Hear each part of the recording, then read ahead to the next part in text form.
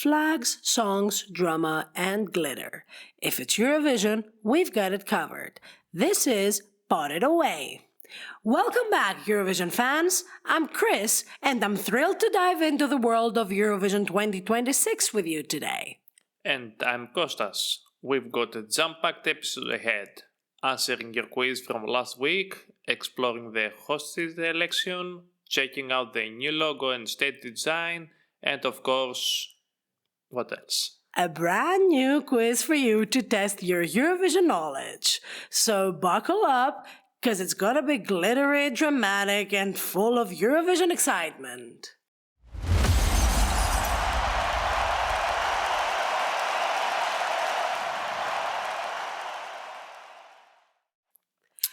So, before we jump into 2026, let's answer the quiz from episode 1. The question was, who are the composers of last year's Eurovision winning song, Wasted Love, performed by JJ? Are you ready for the reveal? Drumroll, please.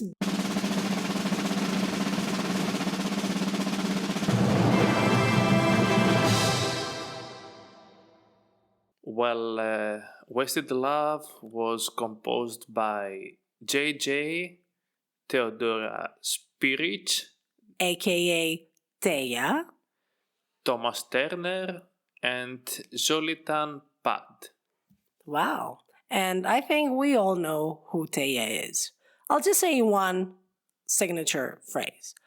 Po po po po po po po po po po po po po Edgar Allan po. Okay, I'm not gonna start dancing again. Yeah. I've danced with the ladies, but okay. She's the one. Yeah. You know. And she's a great one. All right. So guys, let's head into it. Let's talk about Eurovision 2026.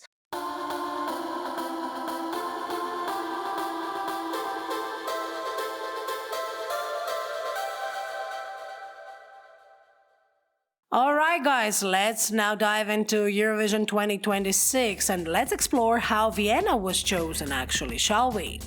So, there were multiple cities that they actually bidded to host the contest, which included Salzburg, Graz, and Linz. Don't forget about Innsbruck as well. Yes. Each city presented proposals that were highlighting the venues, the logistics, the fan zones, and of course the accommodation. And after careful consideration, the EBU and ORF, the Austrian broadcaster, officially... They chose Vienna, the capital city of Austria. So Vienna won, or at least this is what we think, because of its capacity for a large arena, excellent transport links, and of course the vibrant cultural offerings for all the fans, just like Kostas and I. Plus, the city promised a visually stunning stage concept that will basically complement the performances perfectly. Well, having checked Vienna's and Innsbruck's proposals, well, it was obvious, at least to me, that Vienna was gonna host Eurovision 2026. I don't know, I wanted Innsbruck because I'm all of outgoing from the capitals to other cities. So yeah, but okay, Vienna is also a great selection. I mean, who am I joking? Let's give Innsbruck the next Winter Olympic Games, the next available ones. All right, that would be nice. That would be nice. And to add to the above, let's not forget that Vienna has a rich musical history. Mozart, Strauss. So hosting Eurovision there feels like music royalty. And if you combine it with the 70 years of existence of a contest, I think it's gonna be legend. Wait for it. Dairy. Alright? Yeah, that was a bit stolen, but okay.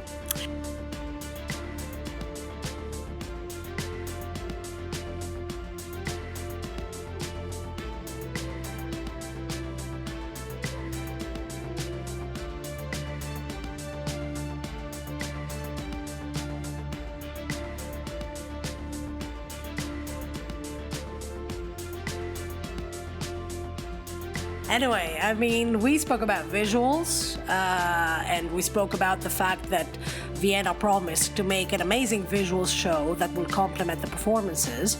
Well, speaking of visuals, the new Eurovision 2026 logo has just been revealed. Well, not just, but it's been Quite some time that it was revealed. Around 1 month.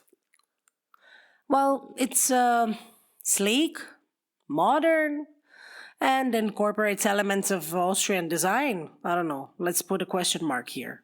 Well, as I said in the previous episode, to me it's a little bit childish, but it works, doesn't it?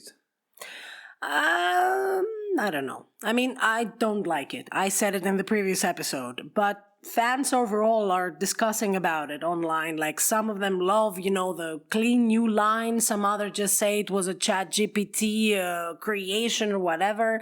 So I don't know. I think it's a bit of a hit or miss.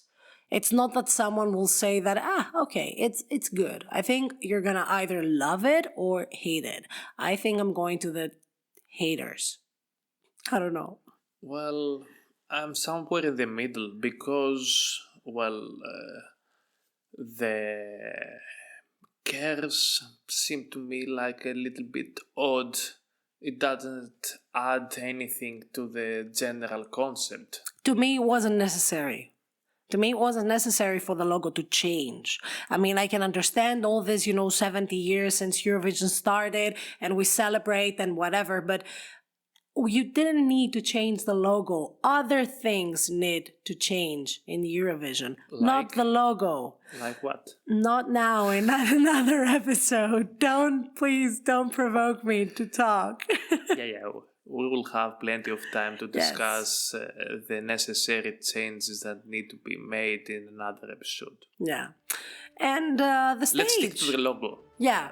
I don't know, logo or stage. I mean, ORF has promised like an innovative setup with, dynamic LED panels, moving platforms, immersive lighting. I mean, how more impressive can we make the Eurovision stage? Let's ask Florian Wider, the one that is behind the 2026 stage creation.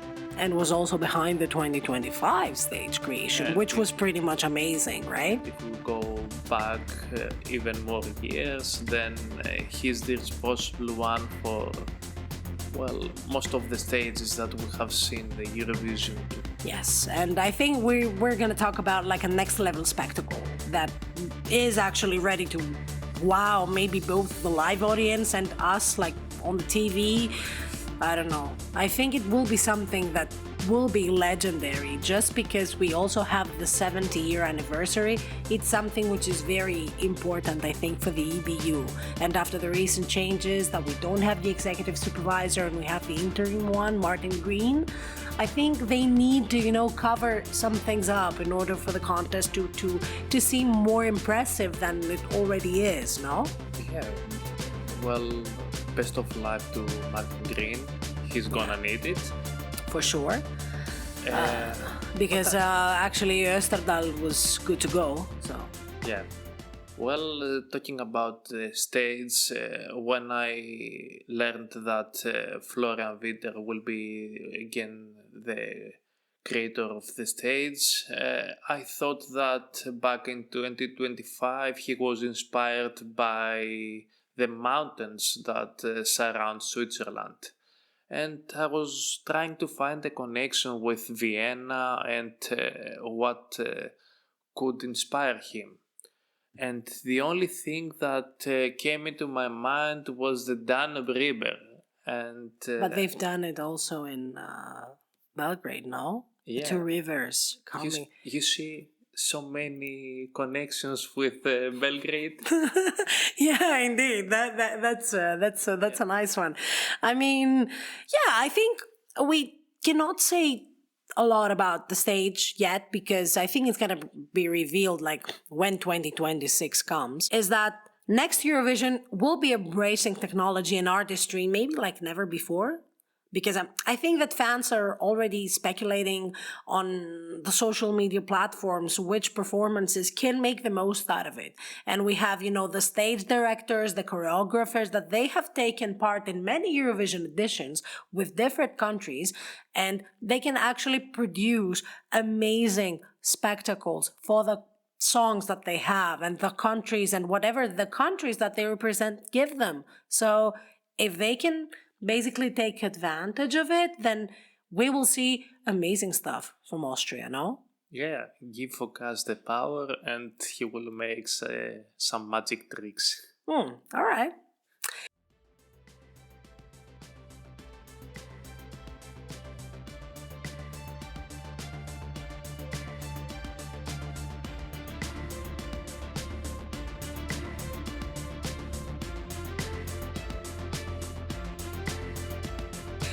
Well, okay, we talked about the new logo, we talked about Martin Osterdahl was good to go, we talked about how Vienna was selected, but what about the countries, Costa? What can you tell us about that now? Well, this is the most interesting fact so far because right now we don't actually know how many countries are gonna compete in next year's edition. We know for sure that EBU will hold the voting in early November among the countries that are going to participate, whether they want Israel to be part of the 2026 contest or not. But what else we know? We know that it's going to be on the 12th, 14th, and 16th of May, the next contest. So it's basically the same week as last year. We don't know the hosts yet. We don't know the internal acts yet. But I think we will have many surprises. And do you think that Conchita is going to be involved? I'm quite sure that Really? Conchita is gonna be involved. Yeah. I don't know if she's gonna be the main host or like in 2020, no, in 2015, the host in the green room. But for sure, Conchita will have a say in next year's Eurovision. All right. Yeah, I think so too. And I think Conchita and Rise Like a Phoenix was the entry that actually put Austria back in the game. And it was quite memorable. Do you think we're gonna have a mass-up between Rise Like a Phoenix and West Love? Well, I'm pretty sure that it's going to be even more elevated than the one we already had. And it's going to be even more memorable and presented as if two gods are coming, from Austria and like presenting their songs and the culture, the Eurovision culture that they have actually won, So, Well, these are the two latest winners from Austria, so why not have them on stage in parallel? As we know, JJ said that he wouldn't like to be the host in Eurovision 2026. He's focused more on performing Waste Love, again one in the States, and maybe another song he will produce for the contest. I think he keeps on releasing new music, and that's quite nice to see it from a winner that he's active after the Eurovision win. And I think that this is what we all expect, from the artists that are basically competing in Eurovision. We want them to be active after the contest as well, and to release new music and to have, a lot of successful songs. And yeah, I'm quite happy. Like, the songs of JJ are to my liking, and he's an artist that I'd like to listen to the future. We saw Nemo, the winner of Eurovision 2024, that they created an album after the Eurovision victory. They sadly postponed some of their dates of the Europe tour that they were about to host. So we're now very eager to see them in the remaining cities that they have to visit, and I'm more than happy to actually go to Antwerp to the concert. Will you go? Yes, I will. I expect the feedback from this concert as well. Of course.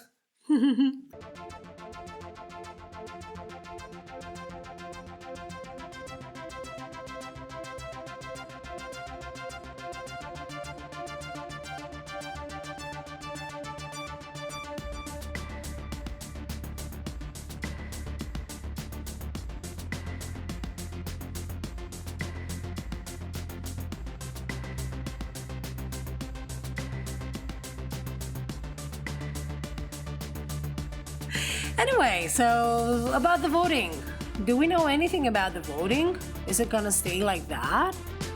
Will we have the new announcing system in the semifinals that we're gonna see a new Portugal, a new Azerbaijan, and a new Slovenia, and not knowing who to expect?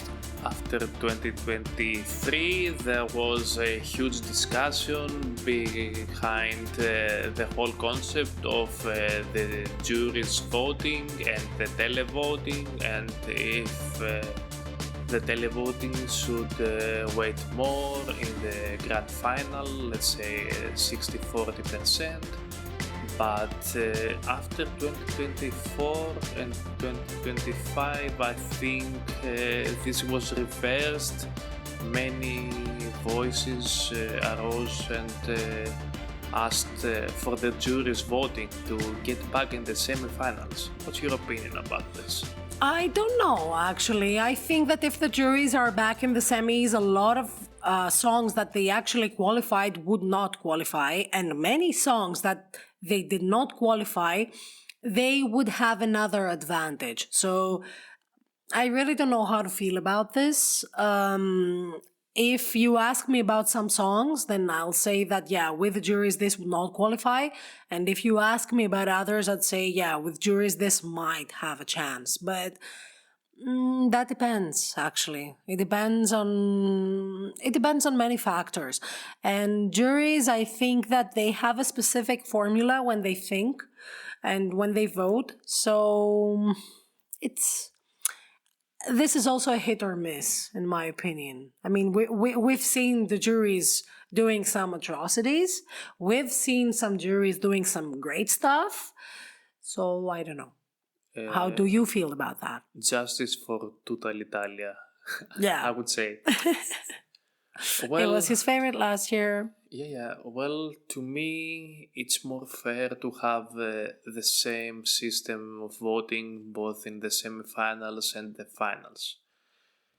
Well, if juries get back in the semi-finals, then I believe more of our ballads will be in Eurovision, and we will have less dance. And less espresso macchiato, less barabadavastu, less ich komme. I don't know. Exactly. Do we want that? Less fun. Yeah. Do we want that though? I would like the juries to be less critical against those songs. Well, Espresso Macchiato was a hit in the last still year. is. Yeah. I mean, in the Eurovision top 20 each month, it's the top two. One is the video clip and the other one is the live performance. So, yeah. Which of the two do you prefer? The live performance. The live Yeah, of course. I would really be so glad to be this lady that is jumping on stage and is dancing with Tommy Cash. Amazing, amazing feature. Yeah, well, I believe Estonia rocked both last year and this year. Yeah. Okay, we were huge fans of Vist Minus and Pulup, okay? I danced with them in the press center. I like them very much. This one, yeah. Mm-hmm.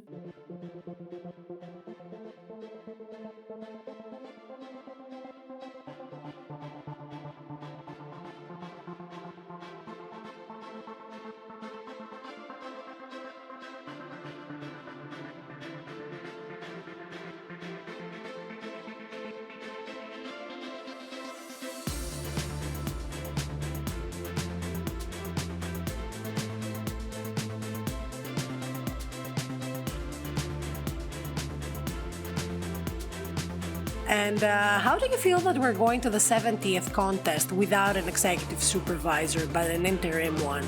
Yeah, we have an interim.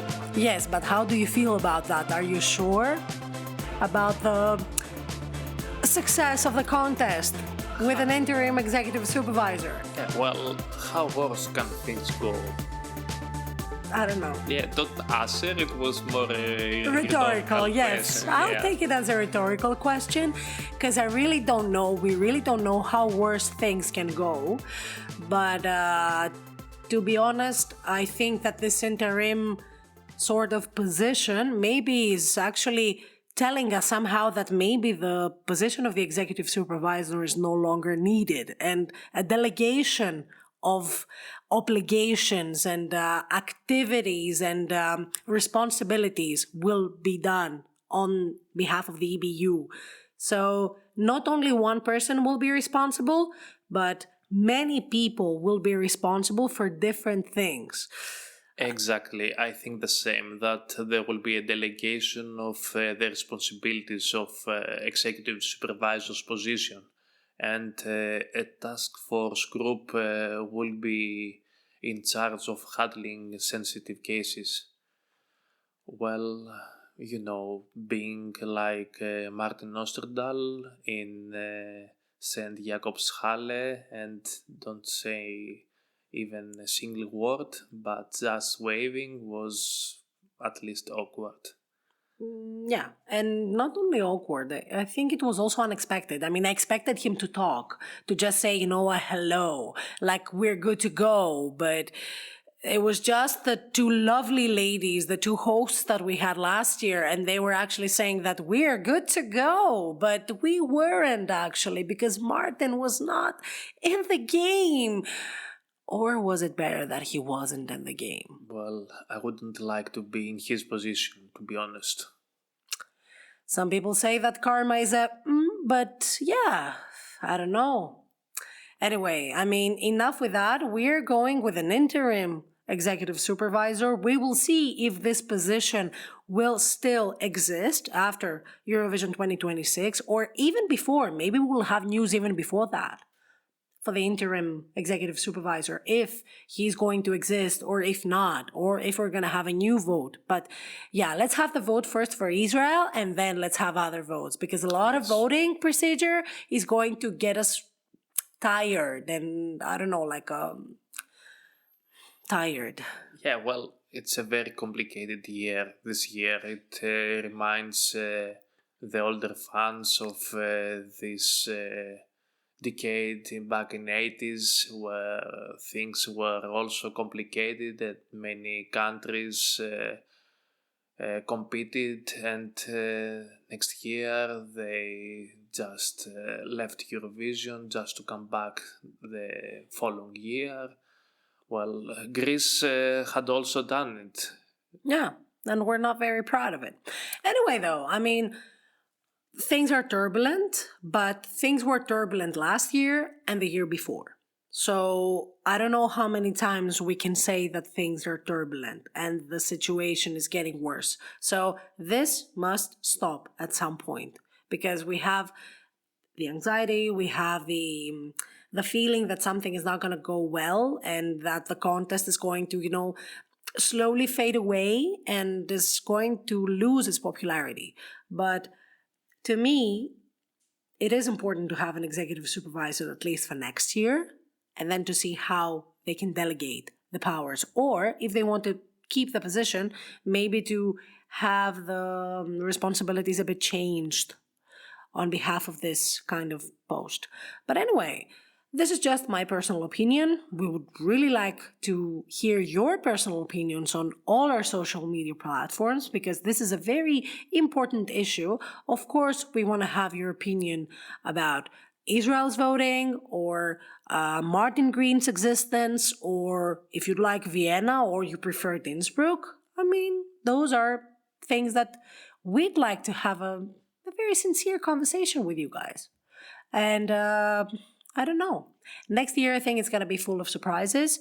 The good thing is that technology is advancing and a lot of things will be presented differently from last year and from the years before, which is also important. They're going to complement the performances and I'm looking forward to that side of the contest. For the other sides of the contest, I'm still waiting. Yeah, we will have to be patient because after November's voting, many things will change. Let's see how many countries are still willing to participate in Vienna, how will exclude themselves. If we're gonna have semifinals or not. Well, I believe we're gonna have semifinals. I also expect some comebacks this year. Like what? Like Moldova, which has already been announced, like North Macedonia. Do you think that North Macedonia is going to participate? I don't think so. Like Monaco. After so many years, after Coco Dance. Why not? At Coco Dance 2.0. Nice, that would be good. I like it. Yeah. If someone 20 years later, no? Yeah. Wow. If someone in Monaco hears us, let's give it a try. Yeah, guys, go for it. I mean, even Luxembourg came back 2 years ago. Why can't you guys? And what a comeback. Yes. Yeah. Anyway, so, is it time for the quiz now? Is it? Yes. Are you ready for it? Yes, I am. Put it away. So, guys, pretty easy quiz. Yeah. I mean, that's lame. If you're a Eurovision fan, this is pretty lame. Yeah. Which country has the most victories in Eurovision? Like, come on. This is piece of cake. This is what toddlers are taught. Something says to me that it's a tricky question. Which country has won most times Eurovision? Don't reveal anything, Costa. I see you. You're opposite me. I see you. Okay, we're waiting for your answers. In all our social media platforms, you can answer, you can tell us your opinions, and we will reveal the results of the quiz in the next episode. So stay tuned about that, right?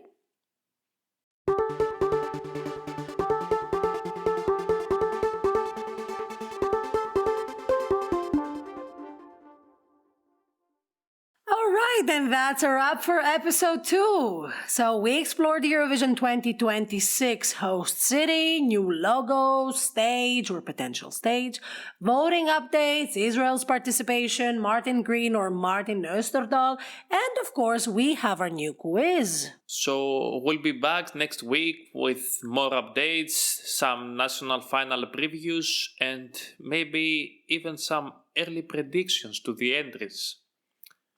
Nice. I'm looking forward to it. So the show is over, the points are counted, and until next week, don't forget to put it away.